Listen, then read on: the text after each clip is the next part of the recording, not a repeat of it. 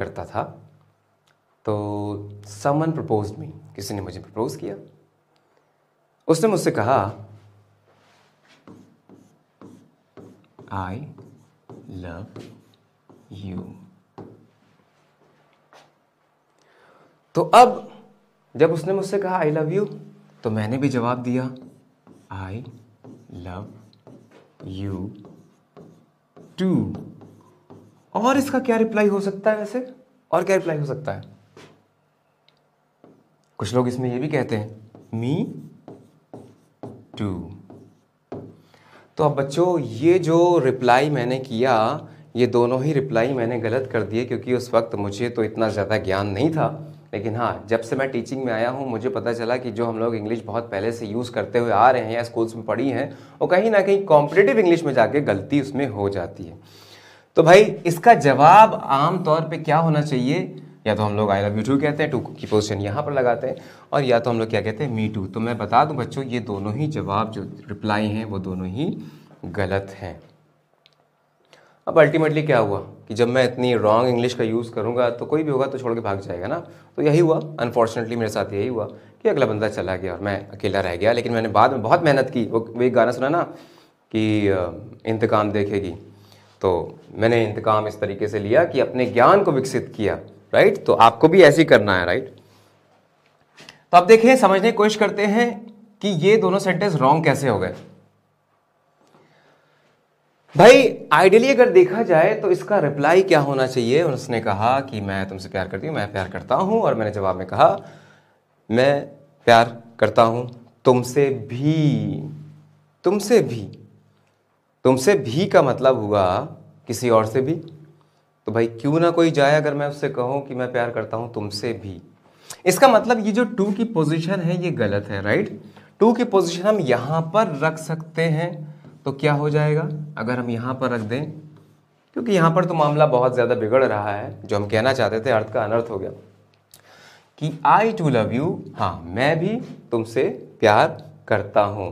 ठीक है, अब यहाँ पे टू की जो पोजीशन है यहाँ पे अगर आप लगा दोगे तो सेंटेंस का जो मीनिंग है वो क्लियर हो जाएगा। उसने कहा कि मैं प्यार करता हूँ, आपने कहा मैं भी, आई टू लव यू। राइट, तो ये सेंटेंस यहाँ पर गलती थी। अब क्या हो गया? सही हो गया, आई टू लव यू यहाँ पर हो जाएगा, टू बाद में नहीं लगाना है। अब यहाँ पर देखें ये मी टू क्यों गलत होता है? एनी आइडिया अबाउट दैट कि ये मी टू कहना क्यों गलत होता है? क्योंकि बहुत सारे लोग तो ऐसे ही बोलते हैं। तो मैं बताऊं कि यहाँ पर जो करेक्शन होगा वो होगा आई टू, ना कि मी टू। ये सही हो जाएगा। रीज़न क्या है? बहुत ही बारीकी से हम लोग समझेंगे। देखो यहाँ पे रूल की बात हम नहीं कर रहे हैं, क्योंकि ये जो मैं चैप्टर आपको समझाने की कोशिश कर रहा हूँ ये प्रोनाउन वाला है। और प्रोनाउन में आपने पढ़ा होगा सब्जेक्टिव केस होता है, ऑब्जेक्टिव केस होता है, पॉसेसिव केस होता है, जब हम बात करते हैं पर्सनल प्रोनाउन की। इतना तो पता ही होगा ना आपको।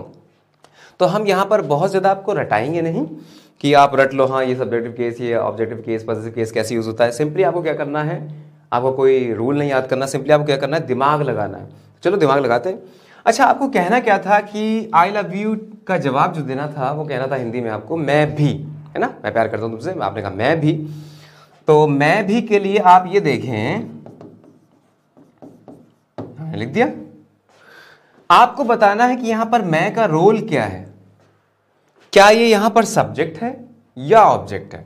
अगर सब्जेक्ट है तो आई लगा देना, अगर ऑब्जेक्ट है तो मी लगा देना। अच्छा, क्या हम ये कह सकते हैं जैसे मैंने उसे पीटा तो मी बीट ही। बताओ भाई सही लग रहा है ये? मी बीट ही नहीं हो सकता ना। रीजन क्या है? क्योंकि यहां पर सब्जेक्ट यूज हुआ है तो इसका सब्जेक्टिव केस आएगा, तो क्या आना चाहिए, आई हो जाएगा यहां पर। और उसके बाद यहां पर ऑब्जेक्ट की जगह हिम हो जाएगा, आई बीट हिम। तो अब यहां पर भी इन द सेम मैनर आप देख सकते हो कि मैंने कहा मैं भी, मैं का रोल क्या है, सब्जेक्ट है, इसलिए यहां पर मी टू ना होकर आई टू ही होगा। राइट, अच्छा एक और आप इसका एग्जाम्पल ले सकते हो। जैसे काफ़ी लोगों को आपने सुना होगा, कहते हैं जैसे आपको क्लास में याद होगा किसी ने कहा, टीचर ने कहा कि बेटा हम लोग पिकनिक पे जा रहे हैं, तो कौन कौन मेरे साथ पिकनिक पर जाएगा? तो बच्चे क्लासरूम में हमेशा हाथ उठाते हैं और कहते हैं मी, मैडम मी, या सर मी। लेकिन यहाँ पर मैं बता दूँ, यहाँ पर भी मी जो आंसर होगा वो गलत होगा, आई सही आंसर होगा। कैसे पता चला? अगेन आपको दिमाग लगाना है, लॉजिकली सोचना है। तो चलो सोचते हैं। तो किसी ने कहा कि मेरे साथ कौन कौन चलेगा, तो आपने कहा अगर आपको फुल रिप्लाई देना होता, फुल सेंटेंस में रिप्लाई देना होता तो आप कैसे देते? आप कहते कि मैं भी चलूँगा या मैं भी आऊँगा। तो मैं भी में मैं का जो रोल है वो आपको देखना पड़ेगा, वेदर इट इज सब्जेक्टिव और ऑब्जेक्टिव। तो आप सभी को पता है कि यहाँ पर अगेन सब्जेक्ट का यूज़ होगा, इसलिए उसका शॉर्ट फॉर्म मैंने क्या यूज़ किया? आई। कौन कौन मेरे साथ चलेगा मूवी देखने? आई, ना कि मी। लेकिन इसका मतलब ये नहीं कि हमेशा आपको आई ही लगाना है, कभी कभी आपको मी भी लगाना होता है। ये डिपेंड करता है सेंटेंस के ऊपर कि क्या पूछा जा रहा है, क्या क्वेश्चन पूछा जा रहा है। जैसे अगर किसी ने पूछा, मान लो कोई टीचर है और उनका नाम शिवानंद सर है, तो मैंने कहा कि शिवानंद सर ने किसे किसे मैथ्स पढ़ाया था। तो अब आपको रिप्लाई करना है, अगर आई या मी में, तो रिप्लाई क्या होगा बताओ? अब यहाँ पर आई नहीं कह सकते, रीजन क्या है? शिवानंद सर हो गए पढ़ाने वाले, वो हो गए सब्जेक्ट, और जिसे पढ़ाएंगे वो होगा ऑब्जेक्ट। तो यहाँ का आंसर क्या हो जाएगा? मी। क्लियर है यहाँ तक? तो यानी कि आपने देखा कि हमने कितनी आसानी से सारी चीज़ें समझ ली। इसमें कोई भी, आप देखें, मैंने अभी तक आपको कोई भी रूल नहीं बताया, और मैं एट रैंडम सभी चैप्टर में से जो मुश्किल टाइप के क्वेश्चंस बनते हैं उनको एक एक करके पिक कर रहा हूँ और आपको आसान तरीका बता रहा हूँ कि कैसे आप दिमाग लगा के इसको सॉल्व कर सकते हो।